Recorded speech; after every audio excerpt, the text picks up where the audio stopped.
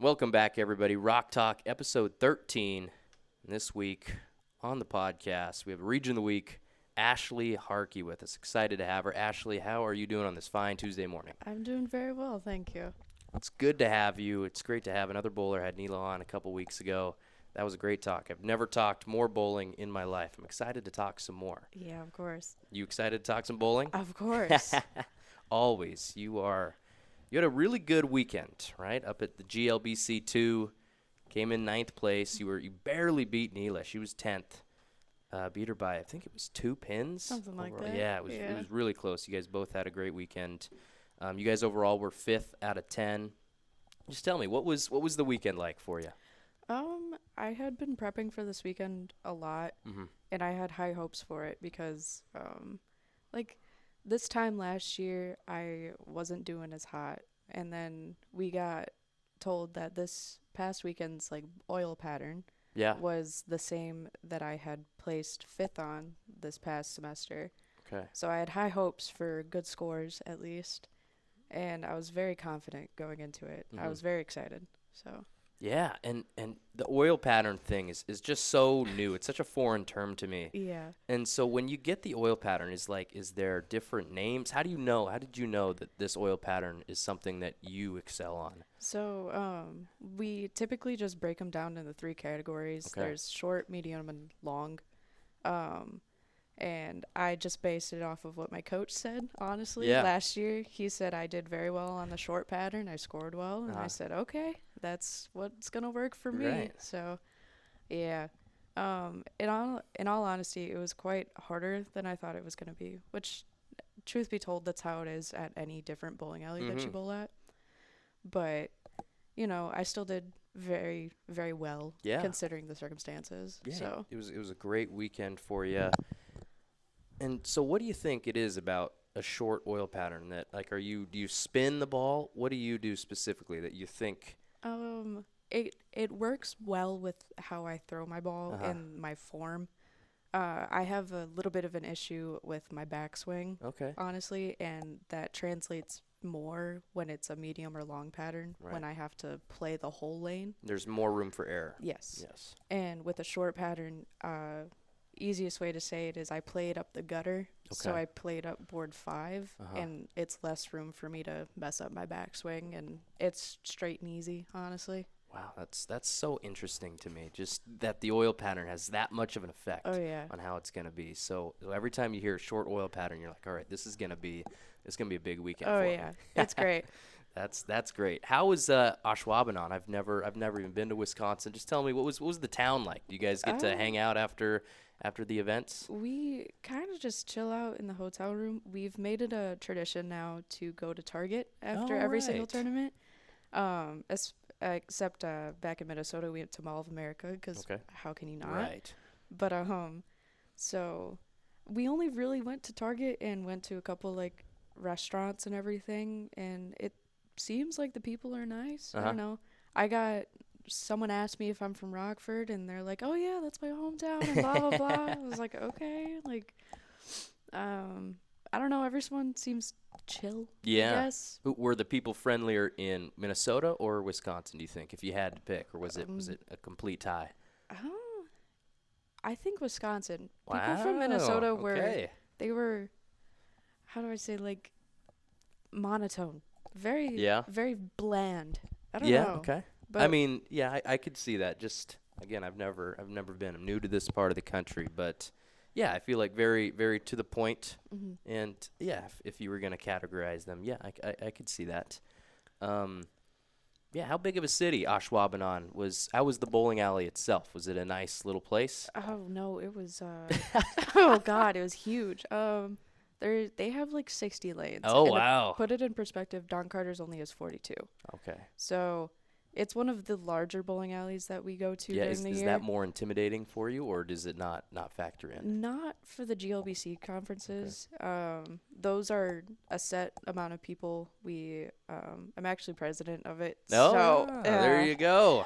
We have 12, at least I think 12 teams for the girls, and then there's 30 something teams for the guys. Wow. But we don't touch the guys at all. But it's nice to know that we will have a set amount of people, and I know who I'm bowling against. but it would be more intimidating if like it was a NCAA tournament and all of these like higher ranking schools are there, Right. and I don't know those girls. Like I Absolutely. know the GLBC girls very well. So it would be more intimidating if that was the fact, but it's not. So at these GLBC events, is it usually the same exact schools going to each of these events? Yeah. Okay, so yeah, you're building relationships with, because you're bowling against the same exact people every single time. Yeah. So when's your first like big NCAA? November 8th. We Okay, are here. Yes, we're in Rockford at Cherry Bowl. So that's going to be called our Leatherneck tournament. And I'm a little bit nervous. Oh, you're nervous. I'm a little bit.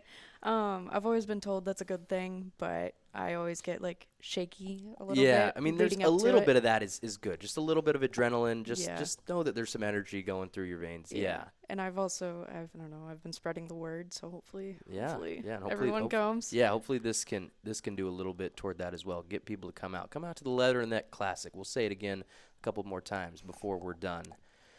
Yeah, let's get more into that. So, do you have to psych yourself up before you compete, or is it more just, this is bowling, this is so routine for me that I just go into it? It's kind of both, honestly. I've been bowling for about 10 years now, so some of the nerves that come on tournament days are very mellowed out, just from my experience. Yeah.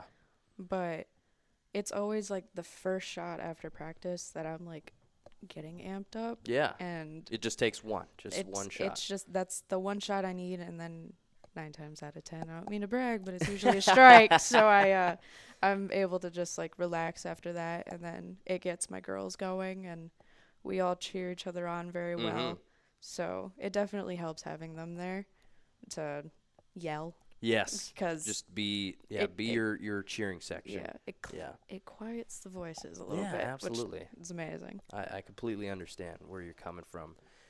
Are you do you like the individual games more, or are you a bigger fan of the Baker games? I would put myself leaning more towards the individual games, just because that's what I've done. That's what I've done for the past however long. The Baker games are newer to me, just because it's a specific college thing. High school was never like that.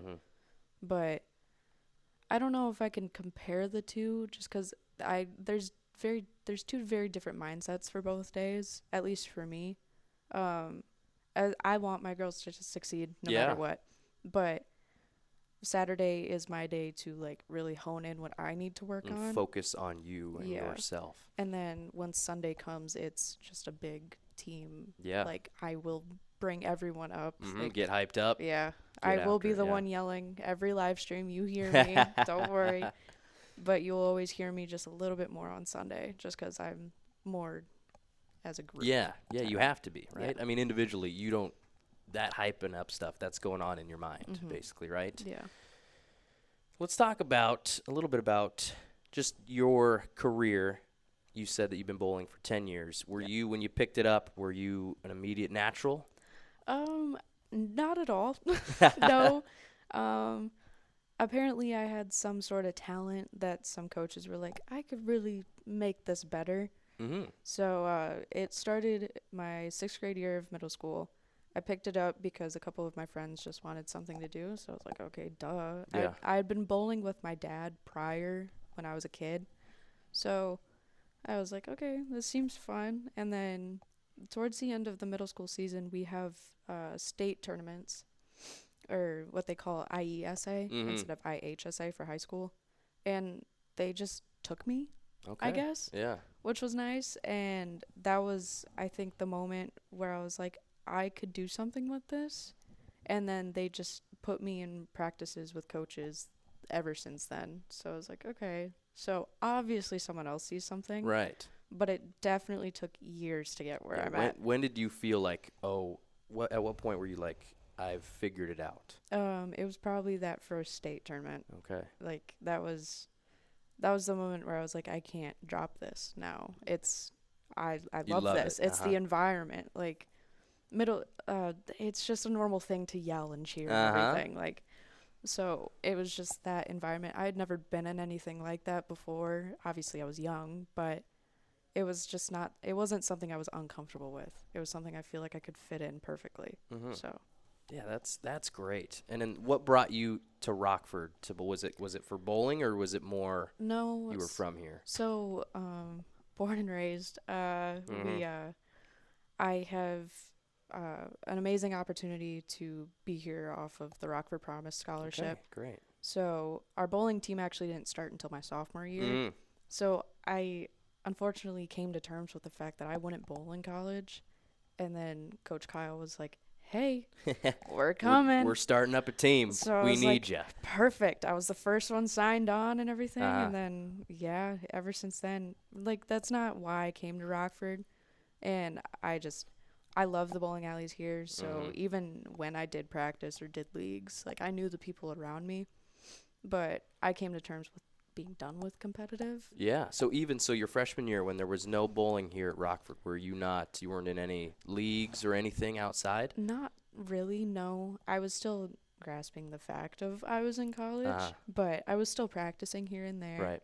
So some of my skills were not as refined going into my sophomore years. They should have been, but I mean, what could you do? You weren't a collegiate bowler, and then all of a sudden you were. Yeah. Right? Yeah. So your high score here at Rockford is 226. Is that your lifetime high? What's your lifetime high? My lifetime high is a 290. Ooh. Yeah. Does that make you? Do you like having it as a 290, or is it so close to? It is so close it bugs me.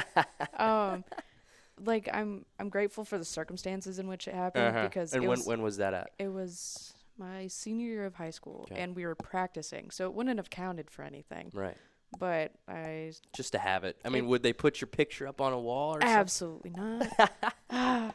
There's so many people who score 300s around in Rockford. It's just like another day. Yeah. But I haven't gotten there yet. I don't know. It does bug me a little bit. I'm like right there. But I'm hoping that because that was on what we call a house shot, so it's just like the bland shot that everyone bowls on. So I'm hoping that my first 300 will be on one of these sport shots, the short, medium, and long ones. Yeah. So it's much harder to do that. Yeah, that's what I've gathered, definitely. Do you think that's coming up this year? Do you think you can get there? I think so. Yeah. I think it'll happen before I graduate. Yeah, I mean, it's a long season. You guys We got 10 tournaments at least. If we make it to sectionals, I think it is during spring break, that'll be 11. And then there's a nationals, makes it 12. And I was like, and then a whole nother year. Yeah. It's always been long. It's been like that. That's just the typical season though, ever since like high school. So yeah, you're used to it. Yeah. I think you'll get there. I'm rooting for you. We're all rooting for you. Tell me a little bit about what you're studying here at Rockford and what you plan to do after you're done with school. So I am a double major, double minor with psychology and criminal justice, and then forensics and religious studies. Wow, that's a lot of different things. A lot of it, yeah. I gotta take my opportunities when I can. But expand your horizons. Yes, but it all ties in somewhere. I want to go to grad school for forensic psychology. And the hope is I can go work with the FBI. Oh, that's fantastic. Yeah. I can go work with like criminals and assess their mindset and kind of use that information to like track down other criminals and everything. Yeah. I always think of like mine hunters, if you've seen that. That's kind of where the idea honestly came from. But yeah, I want to at least get my master's for sure. PhD is still. You're thinking about it. I'm strongly Well, you'll see what happens it. after the Masters. Yes. Yeah, that's so cool. That would be such an interesting field to go into. And I was looking at your bio. Your favorite TV show, if this is still true, Breaking Bad. Does that have anything to do with your love of? Oh yeah. Breaking Bad, Dexter, Mindhunters. Those are my top 3. Yeah. I watched them all with my dad, and he was a true crime freak, so I got it from him. But yeah, that's where it all came from. I've always been into like the criminal side of things, and all of those true crime documentaries. I've watched them all. Yeah. So getting into the mind and being able to track them down. That's what you want to do. It's so interesting. Yeah. Oh, absolutely. I completely agree. That's really cool. I'm excited about that for you. Thank you. Last thing I want to ask you, and then I'll let you go. Have you seen? I asked this to Neela too. Have you seen Kingpin? I have seen Kingpin. Okay. Have you seen The Big Lebowski? I have. Okay, great. Yeah. That's fantastic. My dad made sure, and my mom also made sure. So, yeah. So what's the best bowling movie ever then? Whew. I liked Kingpin a little bit more. More than The Big Lebowski? I think so. The Big Lebowski's not really a bowling movie. No, Yes. no. But I think I liked it just that Okay, much more. all right. Yeah. And what about it? What do you like about Kingpin? It's been a few years since I've seen it. Oh, I'm not gonna lie. Yeah. But I don't know. I just thought it brought out the funnier side. Yeah, it's definitely more of a straightforward slapstick comedy. Yes. And it's just like, honestly, that's kind of how the environment is. Yeah. If anyone can actually imagine that. So it's just like, that's what a bowling tournament is. Yes. At Don Carter's. It's all just smack talk and Yeah. hoping we all do well. And comb overs and Yeah. Yep. Gotta be with the times. That's great. Well, Ashley, is there anything else that you want to say? Obviously, everybody listening, come on out to the Leatherneck Classic November 8th and 9th. Anything else you want to say before I let you go? Not really. Thank you for having me. Yeah, I of really course. appreciate it. Yeah, it was a great conversation. I mean, very short. I bet we could talk for a half hour more, but I want to be respectful to your time. Definitely. Yeah, it's been a great time. Thank you, Ashley Harkey, Regent of the Week, for the week starting October 20th, ending October 26th. Thank you again. Anything else? Last chance. Come see me in the student government office next to Student Life. I'm the president. If you need anything, let me know. There you go. Ashley Harkey. Thanks again, everybody, for listening. Your host, Cole Weber. That will do it for Rock Talk episode 13.